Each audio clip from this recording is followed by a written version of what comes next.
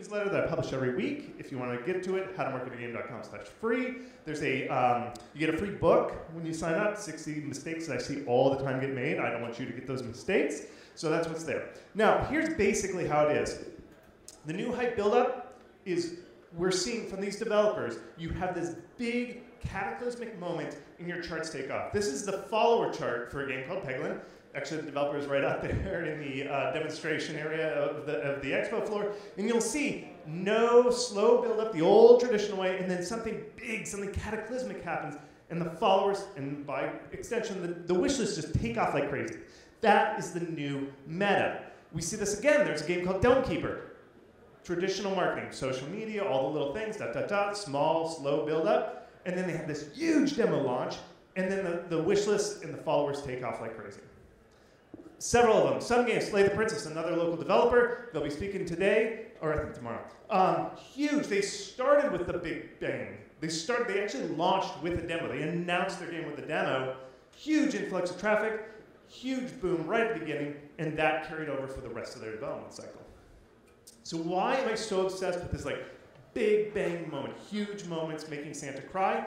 Steam promotes, the whole algorithm is about promoting games they think are worthy, okay?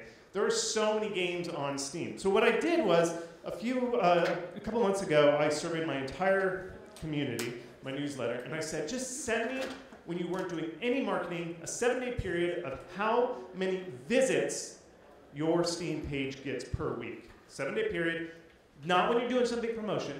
This is the chart. Those blue bars that you see, each one is a different game. And I sorted them based on like how many sales they got at the end of the time when they launched, okay? And you'll notice there's a huge difference. The ones on the far side, Steam sees potential. And a lot of that traffic comes naturally, organically, from Steam itself, from the algorithm. There's some that you can see at least some bars there. Those are 7-day period. Remember, these are how many visits their Steam page gets. And then there's a huge group that gets almost no visibility. And again, this is not because they're not tweeting very well. This is just like a boring week when they're not doing anything magical, not some big promotion. Steam promotes some games and not others. And I'm always wondering, like, why don't they? It's because they have not been blessed by the algorithm. And it's my theory is that Steam, once you get blessed by the algorithm, then the magic happens. Stuff happens to your game. You are shown more. You're shown all over the place. So those games on the far side, the huge blue bars, those have been blessed by the algorithm. They get hundreds and thousands of views every single week without even doing anything. They just get it from Steam magically.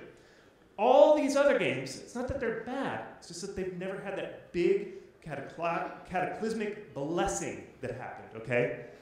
Steam assumes games are shovelware by default. This is a chart of the last 2 years, since 2021. How many games and how many reviews they get. The vast majority get under 50 reviews. That is not good, okay? And so Steam assumes, now a lot of these games, I actually manually went through most of these 0 to 50 games just to see what was going on. Most of them are hobbyist first game projects, and that's not bad. Somebody's got to start somewhere. But Steam assumes that. They don't want to show those games. They want the premium games that everybody wants to buy. So the algorithm is built to smother those games. And they actually assume that most games, by default, are in that 0 to 50 range that aren't going to do much, okay? So what you need to do is you need to prove that you deserve to jump out of the red zone and into that blessed status. And that, in my theory, is why Steam looks for these kind of blessings to happen. Okay, you need to get blessed to get yourself out of the red zone and into the far side of the graph. This is the new metaphysics of how Steam works. This is why this is this new kind of strategy here. You get visibility when I say, oh, Steam blesses you, you get all this stuff. There's widgets all over Steam that kind of give you stuff, like Discovery Queue. If you get featured in a Discovery Queue for like a week, 2 weeks, you have so many wish lists just arriving on your doorstep every day. You don't even have to do anything, it just happens. There's other things at the bottom, like more like this. There's widgets all over Steam that if you're doing well, if you've been blessed, you start appearing. Your game starts appearing in these little widgets. Okay? And Steam's not secret. This isn't some secret code that I cracked. If you watch their official videos, they say stuff. Player interest drives visibility. What that translates to in normal human talk is that if you do a big promotion, you get a lot of visits, and a certain proportion of those people are going to wishlist your game. And so Steam, the algorithm, is listening. Oh, did they get those wish lists? Did they get that huge influx of wish lists? Now, a lot of us are computer scientists and stuff like that, so we start getting into these wild theories of like, well, is it the conversion rate of this and velocity and all that? It's not. For pre-release, it's just straight up wish lists. If you bring a lot of wish lists in a short period of time, Steam likes you. That's the symbol. That's how simple it gets. And we can look at the data of how this works, and you'll see stuff like this happen. This is a zoomed-in view of where you can see the algorithm responding. This is just a random game. I get access to their data. You can see on September 17th, which is that purple bar, external traffic. They did something, got streaming coverage, so their traffic went up. And we can see 1 day later, this widget that I talked about, the Discover Queue, woke up. It gave them more visibility. So you can see there's this, the algorithm kind of has this like listening, and then if you do something good, they're like, oh, we'll match that. We'll give them more. Okay? So because of that, I went out to my community and I said, have you ever been featured in the Discover Queue pre-release? This is before you release your game, not for sale. And I got a number of people who got significant featuring in the Discovery Queue. Each blue bar is a separate game. And what I found was, because my question was like, how much of this external traffic do you have to bring before the algorithm starts waking up? Kind of.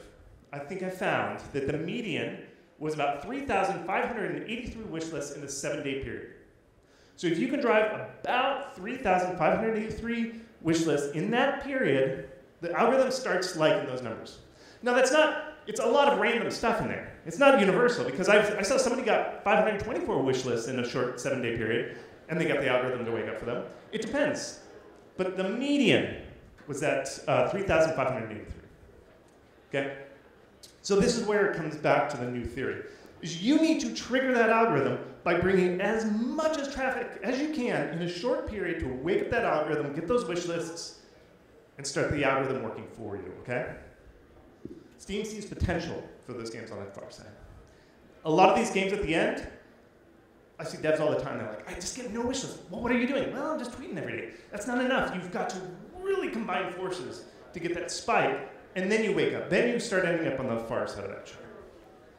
I kind of consider the angel share in brewing. You know, the angel share is the leakage that just comes from brewing bourbon in these barrels. It just seeps out. It's kind of the reverse. When you get blessed by the algorithm, wishes just come. I don't even know where they come from. I've looked at the data. I'm like, where are these wishes coming from? Why does this game have so many more wishes than the other ones? I can't explain it. It's almost magical. It's metaphysical. It's the angel share. That's all I can explain for it. Okay? So here is how to get yourself blessed. Let's bless ourselves here. Okay. Starting the meta. There's 2 basic theories. I've tracked a number of games that have been blessed. And there's 2 basic ways that you get this blessing. Okay? One is if your game is absolutely beautiful. And this is not a pejorative. I'm not saying, well, your game's not beautiful. And beauty's not a high beholder, but I'll explain.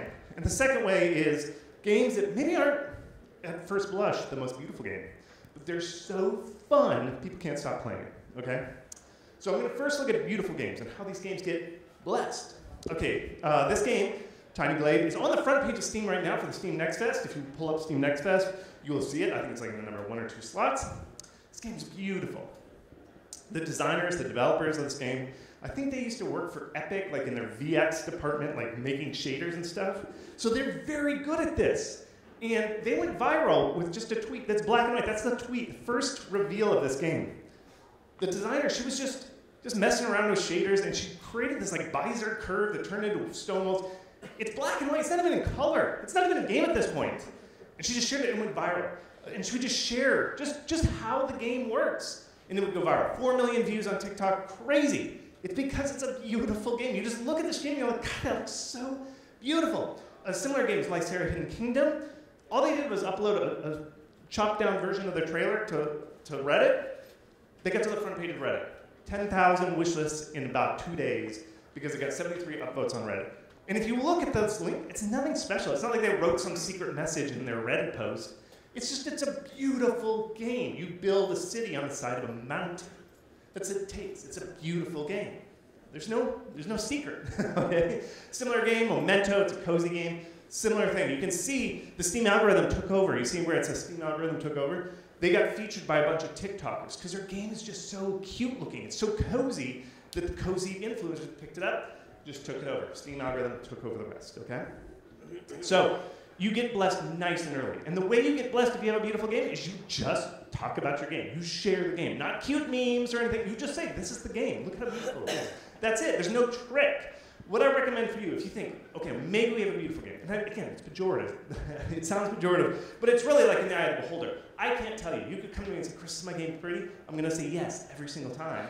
But it's social media that kind of determines this. So what I recommend is try it out. Go 1 month really hard on social media. Share the game you play. Not try for the memes or anything. Forget that stuff. Just share the game in the most beautiful parts of the most beautiful sections of your game and see if it takes off. Does it go viral on TikTok? Does it go viral on everything? Get ready to screenshot. This is what I consider viral. Okay, I'm not going to read through this. I only have 20 minutes. But I have seen enough games kind of go viral on social media just based on their looks. This is what it takes. You can see it. A lot of people say, we think we went viral. We got 100 likes. I'm like, I'm sorry, that's just not enough, okay? So it really has to move numbers. And it also, you remember how those numbers I said about 3,000 wish lists in a 7-day period typically triggers that discovery queue? You'll know when the discovery queue wakes up. Okay?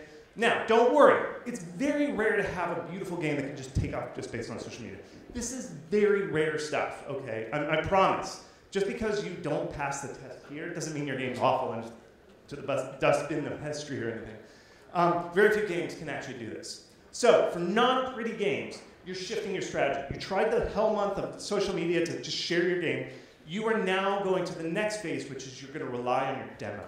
Your demo is how these games that are fun to play, but not necessarily as beautiful, are going to get blessed, okay? So you'll see it in games like this. I see it all the time in wishlist charts. They try the traditional social media, doing all the stuff that everybody always says to do, nothing, release a demo, and then the wishlist take off. It really is the game itself. And the reason is, why am I pushing these demos? Why would I just give your game away? YouTubers, content creators, they can't play screenshots. They have to play your game. So they need, what you're doing is using the demo as fodder for the content creators, okay? And I have a theory about the blessing. It kind of comes from YouTube, because YouTube has a fat tail. For instance, this game, Micro Civilization, did the thing. Free demo, content creators found it, played it. One of the content creators, Baron Von Games, he's in my Discord and sometimes, he put out a video for this game. He got 475,000 views on this YouTube channel, on this specific game from Micro Civilization. I just messaged him. I was like, what is the view count over time for this video, this specific YouTube video? After 65 days, YouTube was still sending traffic to this video. Okay, the YouTube algorithm has a very long tail. They show videos, if they're successful, long term. And I'm in some YouTube videos you may have seen, where I get interviewed for something, and that thing's still getting views like 2 or 3 years later. YouTube algorithm is very long term. And so what happens is, you get that spike of initial traffic, and then you have a very long tail of just getting a couple wish lists now and then, now and then, now and then. And if you get lots of streamers to play your game nice and early, you get a fatter tail because they stack. So all that adds up, and it's kind of like compound interest. Over time, you just have this huge influx of traffic over a very long period of time. This is getting blessed, okay? And this is amazingly important. This is why I say you want to get that demo up as soon as possible to get that spike from the content creators and then ride that fat tail for as long as possible. And this is the new meta. If you look at the top, where I say get that demo up early, get cut by content creators early, you ride that fat tail. That fat tail's going for days and days and days and days and days. The old meta said, don't show too much. Only give it to the content creators right at the end. Well, you missed out. You weren't blessed for months and months and months. You only get blessed right at the end, and you missed out on that fat tail. You did not get blessed until the very end. And that's sad. That's why the new meta says get that demo up nice and early, get blessed nice and early, ride that tail. Okay? I mean, this is Peglin. Again, you can just ask Dylan from Peglin. You'll see him. His game's out in the showcase. He got blessed because he got a lot of content creators after he did packs. And what we're trying to do is minimize this pre-period where you're just doing like little social media stuff. And you're maximizing that time when the content creators are covering it. If only I could just pull that green area and just pull it earlier and earlier, imagine how much higher his chart would have been. I mean, he did fine. There's no love lost there. But this is what I mean by successful. There might be a screenshot. I'm just going to keep moving on here. But this is what I mean by getting blessed. if you have a fun-to-play game. You will know because content creators play your game over and over again. That's basically it. And then you'll see in your back-end statistics that the discovery queue kind of wakes up. All right. So the new meta is shock the system, get blessed by the algorithm, and just bask in that blessedness, okay? That's all you're doing. Now, this is new. Anytime there's something new, people try and pick you apart. Here's some things that people worry about with the new meta. Demos hurt sales. There's old theory that, like, oh, if somebody plays your demo and it's not as good, then they're not going to like your game, not going to buy it. They play this like game theory. There's a 2013 talk about this stuff. Okay, here's why it works. When a streamer plays your demo, they share the video with their streamers. And even if the streamer, or with their viewers, even if the streamer doesn't totally love it, their viewers might like it. And they go and wishlist it. And what do we know about the new meta? When Steam sees a lot of new wish lists coming in, they're listening and they say, well, look at all these wish lists. This must be a hot game. And then the Steam algorithm shares it with a whole bunch of other people. And this third group didn't know anything about the streamer. They just all of a sudden start getting recommended this game. And they're like, this looks great. And they didn't even know there was a demo. They didn't even know about that streamer. It's just the magic of the algorithm. That's how it works. And you'll see, I've looked at stats of conversion rates. Even when a streamer plays it, those are some of the highest converting moments. Zero Sievert, June Splattercat played it, was a streamer. Highest conversion rate was when streamer played the demo. Common questions. My game is a one-trick pony. It's kind of a fun, meme game. Don't Scream is not totally a meme game, but it's got a really neat hook. They didn't do a demo because they are a blessed game. They're very visually attractive. Horror games are terrific for getting blessed, just visually, because everybody loves to share horror stories. And they only did 2 weeks. They got 100,000 wish lists because their trailer was so good. So they didn't need the wish list. They didn't need the demo. They could bypass it because they were a beautiful game. Okay? Should I take my demo down? So I had to put it up to get some coverage streamers. Should you take it down? I say no. It's like fishing. Once you get your line in the water, you never know when that fish is going to bite. This Dome Keeper, they kept it up for a month. They got 40,000 wish lists in a month because one streamer would play it, and then that other streamer would see their friend play it, and they're like, I like that game. And they play it. They would get rolling waves of huge wish list spikes. So I say keep it up. And if you're really worried about it, test it. Do 1 month up, 1 month down, 1 month up. In my personal opinion, keep it up. Just keep it up. Should I do Steam Next Fest right away and shock the system? No, don't, because there's so many people. It's like the Three Stooges all trying to get into the same door. There's so many games during Next Fest you can't get blessed because you're competing with all the other games at Next Fest. So don't do Next Fest early. You won't get blessed there. Seriously, though, I have a short linear game. Should I do the demo trick? Maybe, but it's not going to be a problem because short linear narrative games sometimes don't do as well on Steam. Steam likes long games. So you might say, Chris, you told me that this and it didn't do well. Well, it's a short narrative game. Sometimes those just don't do as well on Steam. But test it, try it, put the demo up, and if it's just, you see the numbers aren't doing so well, pull the demo, there's no problem with that, okay? Steam wants you to succeed. They really do. Like, they'll see it when you say the things. They will not look at you, and let's say you launch a demo, and it does poorly. Poor wish list conversion, you don't see a bunch of wish lists. You're like, Steam put the black mark on me, they hate my game.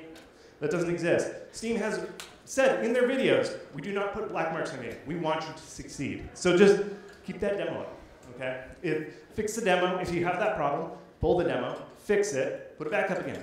There's no black marks in Steam, okay? It's really true. Okay, publishers. Sometimes people get scared when you put it up and then publishers won't like me. Publishers are risk averse right now. They want to see traction. And the best way to get traction is to get blessed by the algorithm. So what I recommend is try, if you are curious about publishers, do the publisher right up front. Okay, reach out to publishers, do your pitches. If you get nothing, if they do the classic publisher thing like, oh, looks good, let's check in a little bit later when you're further along. That's a no, okay? I'm just going to tell you right now. That's a no. That's just them being nice. That's how publishers say no. So then, switch to the new meta. After the publishers reject you, pre-announce, go back. And then do the new meta. They can come back all the time. Hagelin got inundated with so many publisher requests after they had that huge viral moment when all the streamers were playing it. And then all of a sudden they were the belle of the ball.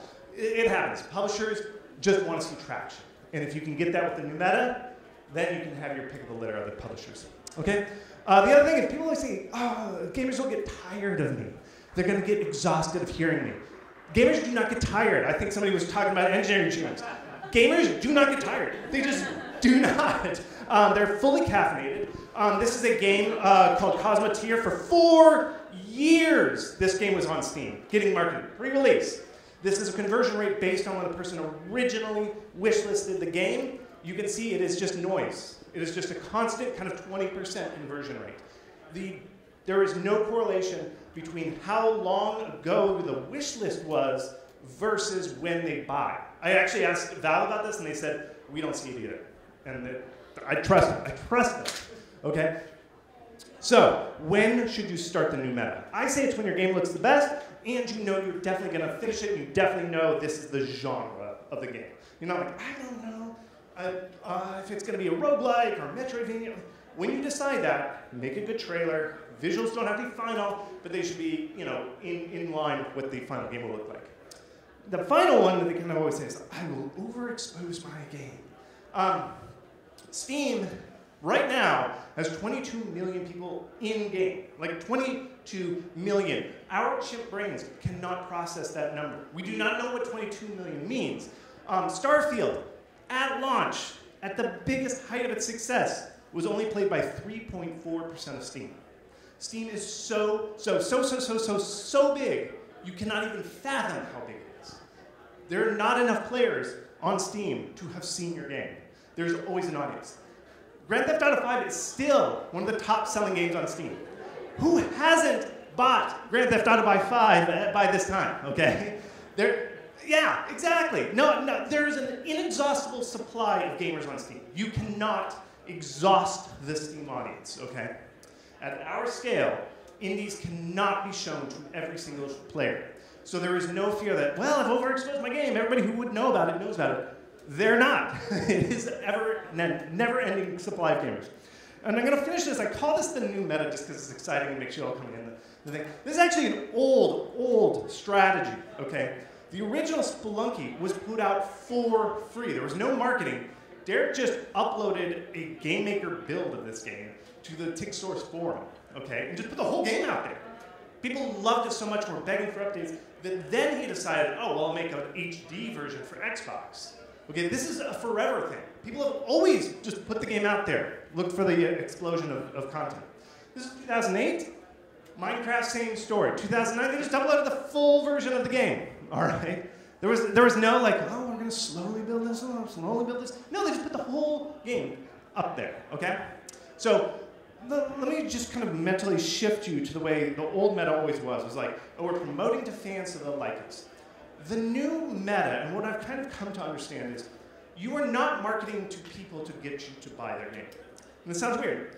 Because you're paying Steam 30%, you are marketing to people to like and wishlist and potentially buy your game, so that the Steam algorithm says, this is a real game, this is worth for us to promote, and then Steam does the heavy lifting. I kind of think of it as a bomb, right? A bomb is super intense, super high heat. That's getting covered by the algorithm. But it takes like a match to light the fuse to light the bomb. And so when you do this marketing stuff, at our scale, all we can do, the hottest we can get is a match. And we have to use that match to light the bomb, and then Steam does the heavy lifting. That's how you get that success. So I don't have time for questions, but I'll be right outside answering questions. This is my book. Again, if you want to get, every week I publish a blog post, howtomarketagame.com/free. So there you go. Thank you so much. I really appreciate it.